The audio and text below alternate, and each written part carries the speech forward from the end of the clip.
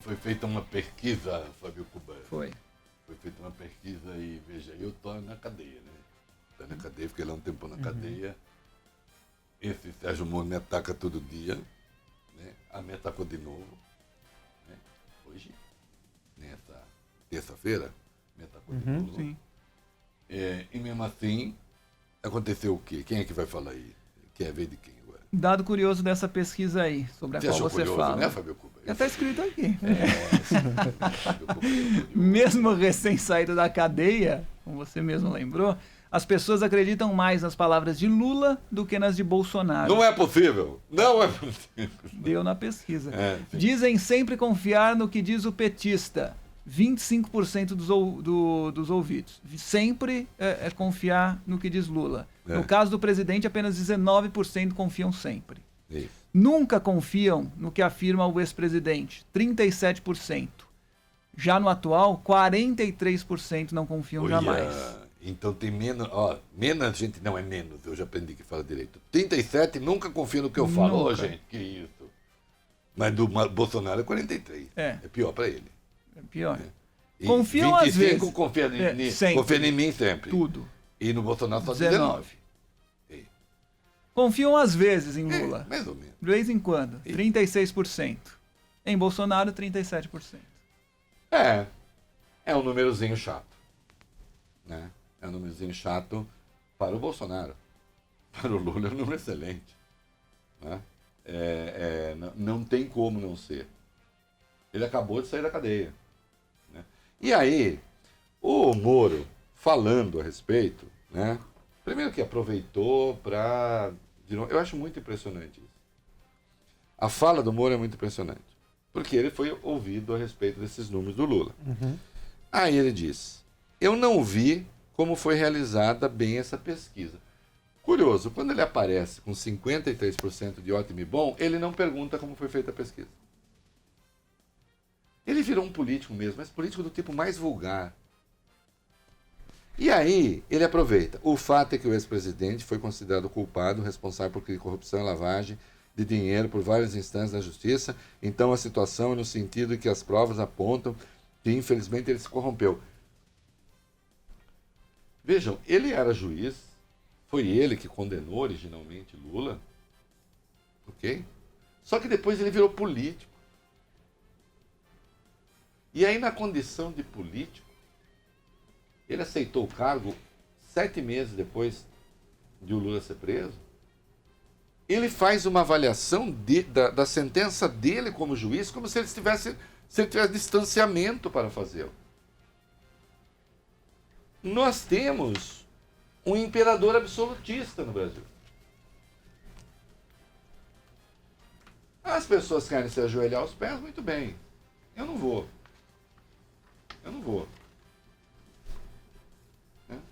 Até porque a Lava Jato tinha 3 meses, em 2014, e olha que o impeachment só vai acontecer em 2016.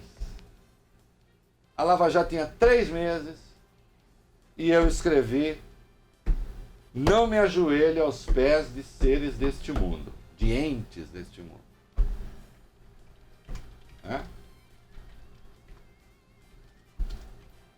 Mas ele continua a ser Deus. Agora, não deixa de ser curioso quem é a segunda pessoa mais popular do governo. Atenção, mais popular do que o Bolsonaro. Aliás, o Weintraub, o exotismo é tal que o Weintraub é mais popular do que o Bolsonaro. Nós já falamos isso aqui ontem, mas aí tem algumas considerações. Vamos lá. A avaliação positiva da ministra Damares Alves no Datafolha incomodou líderes da esquerda. Segundo informa o jornal Folha de São Paulo, dirigentes de partidos como o PT se deram conta de que a agenda conservadora nos costumes segue forte e é hoje a principal conexão dos mais pobres com o presidente Jair Bolsonaro. A evangélica Damares foi a única ministra entre os 7 citados na pesquisa que recebeu uma avaliação melhor entre os mais pobres do que entre os mais ricos. De acordo com a Folha, a dúvida no PT agora é sobre como reagir a isso. Uma ala diz que é preciso se voltar aos evangélicos, vendo quais pautas poderiam ser incorporadas nessa agenda petista. Na outra ponta, tem gente apostando na economia. A ideia seria mostrar que, ainda que os índices melhorem, os frutos não chegarão ao andar de baixo. Aí a esquerda vai ter que saber como se apropriar. Notem, insisto, a avaliação do Bolsonaro não é nada extraordinária, mas também não é nada dramática. Vai ter que ver aí qual vai ser a abordagem. O caso da Damares evidencia coisas que já falamos aqui, mas mais uma vez chamei atenção de novo hoje no blog. O arranjo do Bolsonaro, ele, mais de uma vez a gente brincou com a frase do Polônio, do Romeu e Julieta, do Shakespeare, tem aí método, não tem loucura. Então o que tem? O Bolsonaro oferece para as elites brasileiras, isso inclui a imprensa, Paulo Guedes e Sérgio Moro. Uhum. E para o povão, ele próprio, né? Falando as coisas que fala, as barbaridades que diz, e uma Damares Alves. E suas bizarrices. Porque a palavra é essa mesmo, é bizarrice.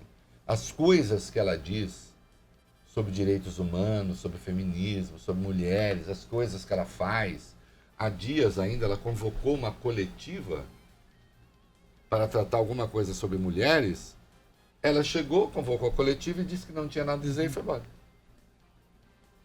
E quando tentaram entender, foi como que a mulher tem direito à recusa. A mulher calada incomoda. A mulher calada incomoda. Nesse sentido. Não, imagina. A mulher calada pode incomodar se aquilo que ela tem a dizer é bom. Senão, não incomoda não. É uma benção. Mas isso vale para os homens também. Aliás, nesse governo, os homens calados, olha, seriam verdadeiras poesias. Hã? Agora, é claro que isso desafia aí os opositores do Bolsonaro. Uma das questões que precisa ser levada em conta, os pobres são mais conservadores em valores e costumes, eu disse isso aqui ontem, do que a classe média alta. A Damares vocaliza um pouco isso, esse pensamento médio ali, né? Mas existe sim a vinculação de natureza religiosa. E a gente vê que o governo investe muito nisso, né? A maior rejeição ao Bolsonaro está entre aqueles que ganham até 2 salários mínimos, né? Entre aqueles que têm ensino fundamental, enfim, aqueles que são os mais prejudicados pela recessão, que não foi fabricada pelo Bolsonaro, vem lá de trás, mas que também de imediato são os mais prejudicados pelo ajuste que está em curso, né? Então é natural que essas pessoas recusem o governo mais, né?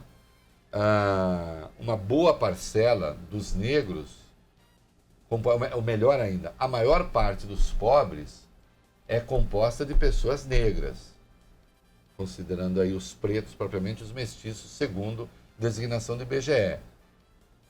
Então também essa repulsa ao governo, ela é compreensível, já que é um governo que não lida bem com políticas identitárias. Agora, por outro lado, no que concerne aos valores, aí estes valores dos pobres, eles têm um perfil mais à direita do que aquilo que a esquerda vocaliza e daquilo que as defesas que a esquerda faz em outras políticas afirmativas, por exemplo, quanto à questão sexual. Então a Damares, ela vem e atua nessa área aí. Ela é uma figura nesse sentido perigosa. O Weintraub faz um pouco isso também. Quando o Weintraub associa estudantes universitários a maconheiros, gente que planta maconha na faculdade, que produz não sei o quê, ele trabalha um pouco assim com essa percepção vulgar e média sobre aquilo que fazem os estudantes. Estudante é gente que é meio esquisita. né, que tem uns comportamentos estranhos.